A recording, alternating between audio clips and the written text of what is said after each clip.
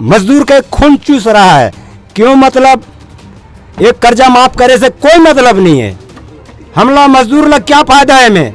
नहीं तो फिर भूपेश बघेल को जेल होना चाहिए उसके हिसाब से। तो ये ईडी वाले जानेंगे कि ये कैसे है, पैसा कहाँ जा रहा है। बघेल का नाम दिया है पर वो बघेल कौन है, कैसा है, ये अभी तक खुलासा नहीं हुआ है।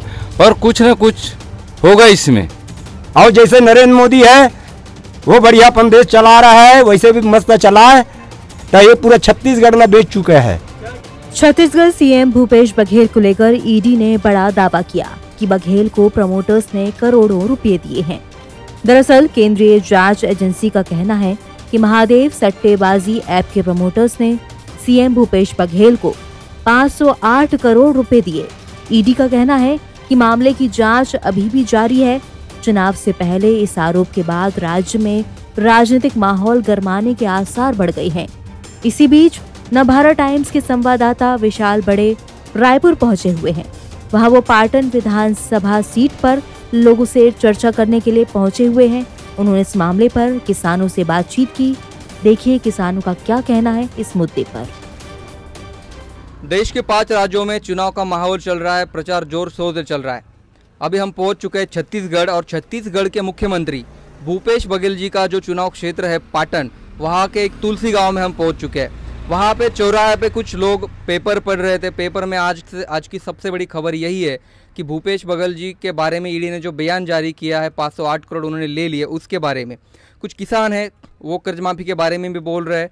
चुनाव यहाँ का रंगत में है क्योंकि यहाँ पे अमित जोगी है, उन्होंने भी नामांकन दाखिल कर लिया है। उनके भतीजे हैं विजय बघेल जी, वो भी यहाँ से चुनाव लड़ रहे हैं। बट उससे पहले जो ईडी ने जो सनसनाटी खुलासा किया है उसके बारे में यहाँ पे गांव-गांव के चौराहे पे चर्चा चल रही है।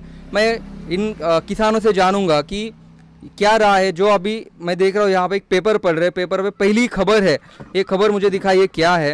मैं खबर ये दिखाना चाहूँगा कि पहले ही पेपर पे पहले पेज पे खबर ये पढ़ रहे थे। ये खबर आपने पढ़ी क्या? ये खबर पढ़ के क्या लग रहा है आपको, क्या राय है आपकी इस पे? ये खबर पढ़ के ये लग रहा है कि कुछ न कुछ कनेक्शन है, पर ये ईडी वाले जानेंगे कि ये कैसे है, पैसा कहाँ जा रहा है। बघेल का नाम दिया है पर वो बघेल कौन है, कैसा है, ये अभी तक खुलासा नहीं हुआ है। पर कुछ न कुछ होगा इसमें, ये संभव लग रहा है। पर ये जानेंगे कि जांच वाले जानेंगे कैसा होगा, क्या होगा, कुछ कनेक्शन होगा। यदि कनेक्शन नहीं तो सीएम महोदय कह दे, उनके ऊपर दावा आपत्ति कर दे मानहानि का कि मेरे ऊपर ज़बरदस्ती आरोप लगाया गया है। ये मुझे लगता है। ये इन्होंने कहा है कि अगर इसमें तथ्य नहीं है तो सीएम भूपेश बघेल जी उन पर दावा ठोक दे। और कुछ किसान मेरे साथ है भूपेश बघेल जी के चुनाव क्षेत्र के। भूपेश बघेल जी चुनाव में एक जोर शोर से मुद्दा उठाते हैं, वो है कर्ज माफ़ी का।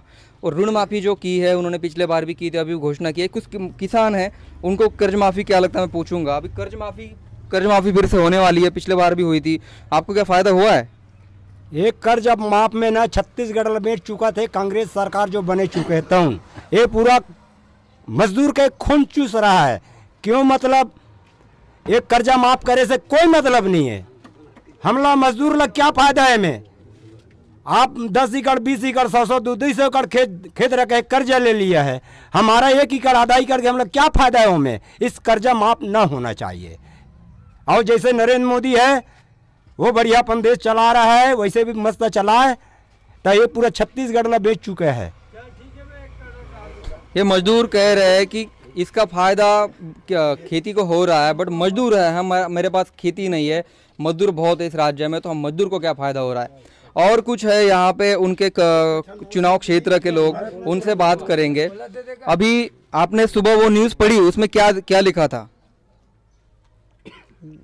मैं पढ़ा नहीं हूँ। फिर मोला जौन अभी डाल ये करे है जौन भूपेश ये मतलब ये पकड़ा है ओकर गलत है, मतलब वो रद्दा थोड़ा सा गलत है। काग बारे में कैसे तेल वो पढ़ैया मन ज़्यादा जानते हैं, फिर मोर ओकर रद्दा थोड़ा सा गलत लगा थे, यही बात है। जो ईडी ने खुलासा किया है, जारी किया है, वो गलत लग रहा है। 508 करोड़ रुपए का जो है हमें गलत लग रहा है, ऐसे लोग बता रहे हैं। अभी और कुछ लोग हैं जो ये खबरें पढ़ रहे थे और आपस में चर्चा चल रही थी, जो हमने आप सुनी और उनके पास हम रुके।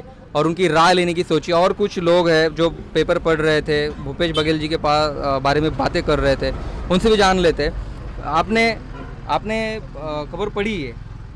हाँ जी सर, पढ़े ना सर। क्या लगा खबर पढ़ने के बाद?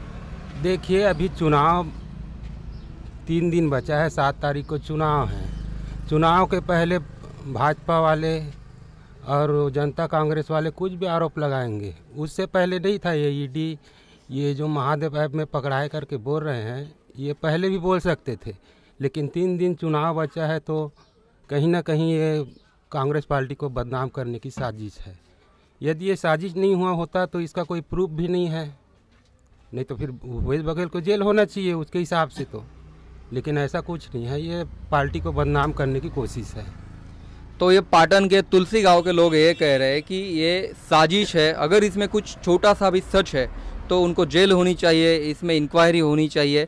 अलग अलग राय दे रहे किसान चौराहे पे बैठ के चर्चा कर रहे थे कि ये खबर क्या है, क्या हुआ है। ऋण माफ़ी के बारे में चर्चा चल रही थी, जो पहले पन्ने पे खबर छप के आई है उसके बारे में चर्चा चल रही थी। तो ऐसी खबरें छत्तीसगढ़ के हर एक गांव में चल रही है। हम आगे भी जाएंगे और कुछ गांव में जाएंगे, किसानों से जानेंगे, गांव वालों से जानेंगे कि क्या उनकी राय है, क्या सच में छत्तीसगढ़ में विकास हो रहा है, अगली बार सरकार किसकी बनेगी। हम सब चीज़ों पे, सब मुद्दों पे बात करेंगे।